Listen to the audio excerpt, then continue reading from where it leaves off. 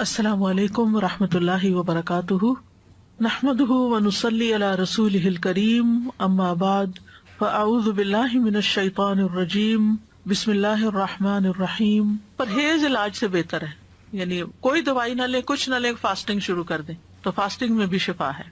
اور پھر دعائیں، آیات، سب سے بڑھ کر سورۃ الفاتحہ جس کا نام یہ شفا ہے، سورۃ الفاتحہ سے علاج کریں۔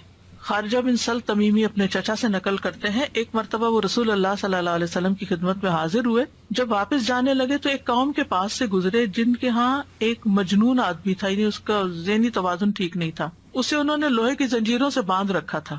اس کے اہل خانہ کہنے لگے، ہمیں معلوم ہوا کہ تمہارا یہ ساتھی یعنی نبی صلی اللہ علیہ وسلم کو خیر لے کے آیا ہے، وہ خود نہیں ہوں گے مسلمان، نہیں پتا ہوگا، تو کیا اس کے پاس کوئی ایسی چیز ہے کہ جس سے علاج کیا جائے اس کا؟ وہ کہتے ہیں کہ میں نے سورۃ فاتحہ پڑھ کر دم کیا تو وہ ٹھیک ہو گیا۔ یقین اصل چیز ہے نا، کہ یقین کتنا ہے۔ ایک لیکچر یقین پر بھی ہونا چاہیے، کیونکہ نا دین کے معاملے میں، دعاؤں کے معاملے میں ہمارا یقین نہیں ہوتا۔ الثقۃ باللہ۔ پھر جو منزل ہم پڑھتے ہیں اس میں سورۃ فاتحہ کے علاوہ آیت الکرسی ہے، البقرہ کی آخری 2 آیات ہیں، کیونکہ نبی صلی اللہ علیہ وسلم نے فرمایا جس نے سورۃ البقرہ کی آخری 2 آیات ایک رات کو پڑھی وہ اسے ہر آفت سے بچانے کے لیے کافی ہوں گی۔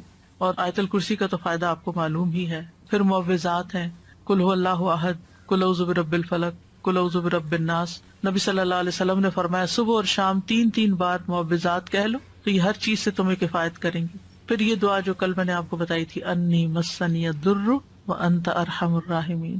اور اگر وسوسے آ رہے ہیں بہت اور بے چینی ہے اور دل پریشان ہے تو انی مسنی الشیطان بنصب وعذاب، کہ شیطان نے مجھے سخت تکلیف اور عذاب میں ڈال رکھا ہے، یعنی وسوسوں اور نیگیٹو تھنکنگ کی وجہ سے۔ حضرت ایوب علیہ السلام کا حال یاد کر کے اور پھر انت ارحم الراحمین بھی کہیں ساتھ۔ اور پھر ایوب علیہ السلام کا انداز جو ہے نا دعا کا، وہ بڑا خوبصورت ہے، وانت ارحم الراحمین، اور اپنے حال کا ذکر کیا کہ اللہ میں تکلیف میں ہوں، آپ جانتے ہیں۔ تو ہم اس طرح بھی دعائیں کر سکتے ہیں، یا اللہ آپ نے ایوب علیہ السلام کو صحت دی تھی، یا اللہ آپ نے زکریا علیہ السلام کو بیٹا دیا تھا، یا اللہ آپ نے یوسف علیہ السلام کو لوٹا دیا تھا، یا اللہ آپ نے موسیٰ علیہ السلام کی حفاظت کی تھی، یا اللہ آپ میری یہ تکلیف دور کر دیں۔ وہ سورۃ الانبیاء میں وہ اتنی خوبصورت دعائیں پڑھتے ہیں تو دل پگھلتا ہے، سارے انبیاء کی جو دعائیں قبول ہوتی گئیں ان کا واسطہ دے کر کے اللہ آپ نے ان سب کی دعائیں قبول کی، آپ میری بھی دعا قبول کریں اور میری یہ تکلیف دور کر دیں۔ اور پھر یہ ہے کہ جیسے نیک لوگ اللہ سے اچھا گمان رکھتے تھے، ابراہیم علیہ السلام نے کہا وَإِذَا مَرِضْتُ فَهُوَ يَشْفِينِ، وہ مجھے شفا دیتا ہے جب میں بیمار ہوتا ہوں۔ یہ یقین ہو اور پھر اس طرح شفا مانگے اللہ سے کہ اللہ تعالیٰ آپ کے ہاتھ میں شفا، بیدک الشفا۔ پھر وہ جو مسنون دعائیں گرین کارڈ کی ہیں، امسح البأس رب الناس بیدک الشفا، لا یکشف الکرب الا انت، اے لوگوں کے رب تکلیف دور کر دے، تیرے ہی ہاتھ میں شفا ہے، تیرے سوا اس کو کوئی دور کرنے والا نہیں۔ نبی صلی اللہ علیہ وسلم بیمار پر ان الفاظ کے ساتھ دم کیا کرتے تھے۔ اور پھر ایک اور روایت میں آتا ہے، انس رضی اللہ عنہ کہتے ہیں کہ میں تم پر وہ دعا پڑھ کر کیوں نہ دم کروں جسے رسول اللہ صلی اللہ علیہ وسلم پڑھتے تھے۔ تو حضرت ثابت کی طبیعت خراب تھی تو انہوں نے کہا ضرور کیجیے، تو حضرت انس نے ان الفاظ کے ساتھ دم کیا، اللہم رب الناس مذہب البأس اشفی انت الشافی لا شافی الا انت شفاء لا یغادر سقما۔ پھر اسی طرح یہ ہے کہ اگر کوئی جل جائے تو اس کا علاج نبی صلی اللہ علیہ وسلم نے کس طرح کیا۔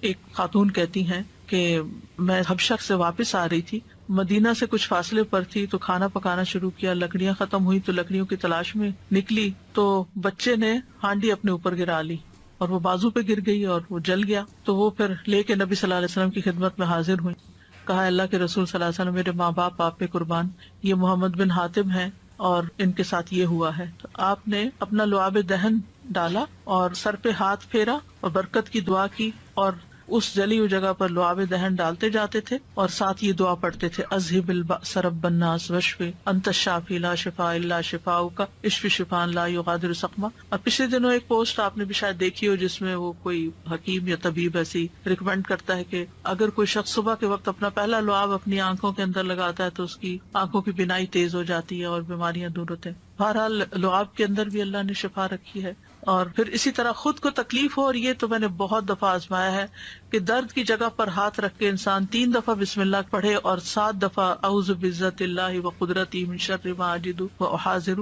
بہت ہی خوبصورت دعا ہے اور بہت جلد تکلیف دور ہوتی ہے. خاص طور پہ اگر گھٹنوں وغیرہ میں تکلیف ہے تو آپ ان کو کلونجی کے آئل سے رب بھی کرتے جائیں اور یہ دعا پڑھتے جائیں تو انشاءاللہ ٹھیک ہو جائیں گے. پھر اسی طرح اگر کہیں پھوڑا پھنسی ہے چھوٹا موٹا تو اس پر نبی صلی اللہ علیہ وسلم یہ دعا پڑھتے تھے، بسم اللہ تربت اردنا بریقت عبادنا لیشفی بہ سقیمنا باذن ربنا.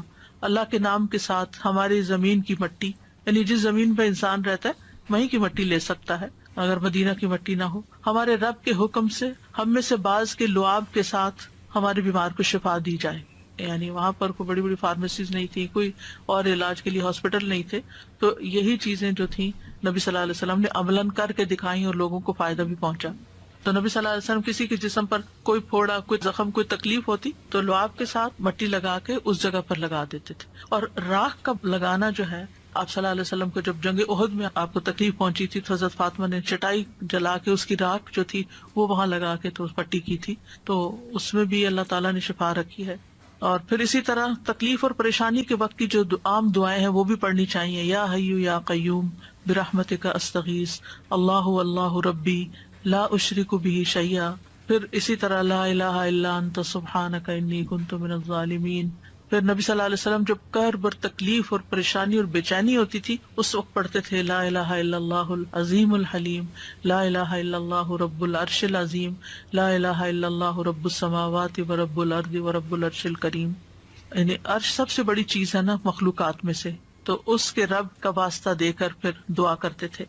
پھر اسی طرح عافیت کی دعائیں بھی مانگنی چاہیے کہ اللہ تعالیٰ بیماریوں سے محفوظ رکھ، خاص طور پر جب کوئی وبا وغیرہ پھیلی ہو یا آپ کسی بیمار کو دیکھیں یا ہاسپٹل میں جائیں یا کسی کی تیمارداری کرنے جائیں. ویسے بھی صبح شام 3 دفعہ اللہم عافنی فی بدنی، اللہم عافنی فی سمعی، اللہم عافنی فی بصری، لا الہ الا انت.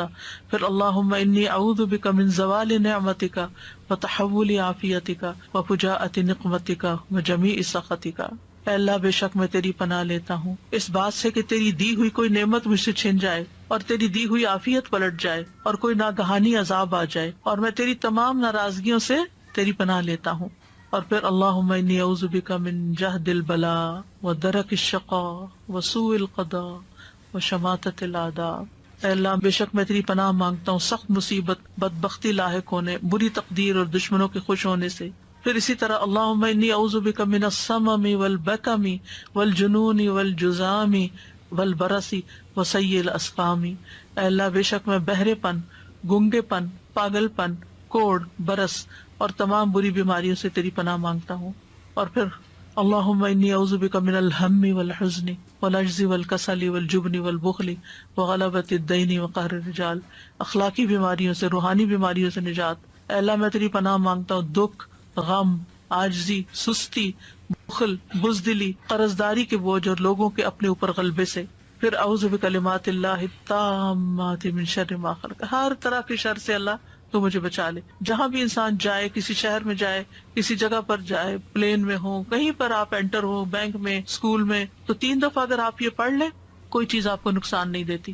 کیونکہ انسان کو ڈر ہوتا ہے نا کہ یہ وائرسز ہوں گے، اور خاص طور پر آج کل کے سیناریو. پھر اعوذ بکلمات اللہ التامات من کل شیطان وہامۃ ومن کل عین لامۃ. یعنی لوگوں کی گیدرنگ میں جائیں آپ کو ڈر ہوتا ہے کہ نظر نہ لگ جائے، کوئی اور اسی طرح کی چیز. یہ دعا بھی بہت فائدے کی ہے، ویسے بھی پڑھنی چاہیے. اور پھر شیطانی وسوسے سے اگر بہت نیگیٹو تھنکنگ ہو رہی ہو اور بہت برے برے خیالات آ رہے ہوں، کسی کے بارے میں کوئی بات بہت بری ستا رہی ہو، تو اعوذ بکلمات اللہ التامات من غضبہ وعقابہ وشر عبادہ ومن ہمزات الشیاطین وان یحضرون. خاص طور پہ برا خواب آنے کے بعد اگر دل پہ بار بار پریشانی کا خیال آ رہا ہے، بار بار آ رہا ہے، تو اس کو بھی جھٹکنے کے لیے یہ دعا پڑھی جا سکتی. تو اللہ تعالیٰ محفوظ رکھیں گے. بس آخر میں چند موٹی موٹی باتیں کہ اگر آپ کسی بیمار کے پاس جائیں تو کن چیزوں کا خیال رکھیں، کیونکہ مریضوں کی عادت کا حکم دیا گیا ہے، کیونکہ اس سے انسان کو اپنی نعمتیں یاد آتی ہیں اور انسان کو آخرت کی یاد آتی ہے. اور مسلمان کی عادت جو ہے وہ دوسرے مسلمان پر حق ہے، خاص طور پر اگر کوئی قریبی لوگوں میں سے ہو. نبی صلی اللہ علیہ وسلم نے فرمایا جب کوئی شخص اپنے کسی مسلمان بھائی کی عادت کرتا ہے تو وہ جنت کے باغات میں چلتا ہے یہاں تک کہ بیٹھ جائے. اس کے بیٹھنے پر اللہ کی رحمت اسے ڈھانپ لیتی ہے.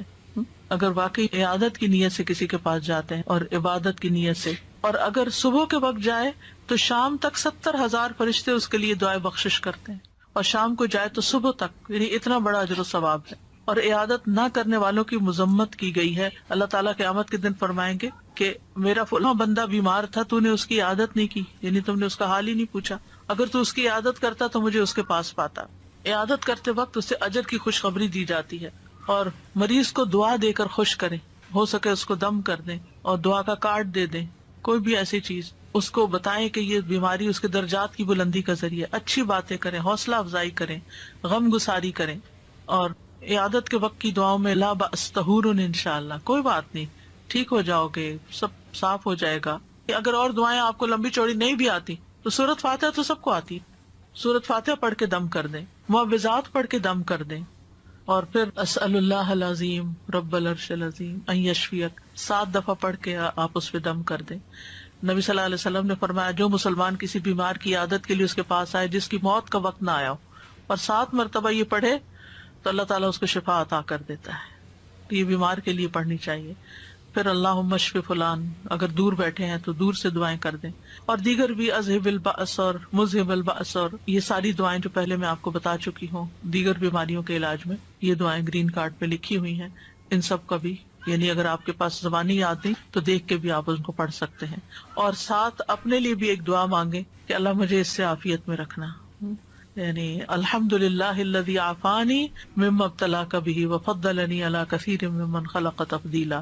تو حدیث میں آتا ہے کہ جو یہ پڑھے گا اس مصیبت سے محفوظ رہے گا جس میں دوسرا مبتلا ہے۔ تو اللہ تعالیٰ ہمیں بیماریوں میں اور ساری تکلیفوں میں درست رویہ اختیار کرنے کی توفیق دے، اور سنت کے مطابق علاج بھی اور بہیو کرنے کی توفیق دے جس سے اللہ تعالیٰ راضی ہو جائے۔ یہ ایک بھاری امتحان ہے، اس امتحان کو پاس کرنا ضروری ہے، اور پاس کرنے پر بہت بڑے درجات ہیں، اور اگر انسان اس پر ناکام ہو جاتا ہے تو دنیا میں بھی تکلیف اور آخرت کی بھی تکلیف۔ وآخر دعوانا ان الحمد للہ رب العالمین۔ سبحانک اللہم وبحمدک، اشہد ان لا الہ الا انت، استغفرک واتوب الیک۔ السلام علیکم ورحمۃ اللہ وبرکاتہ۔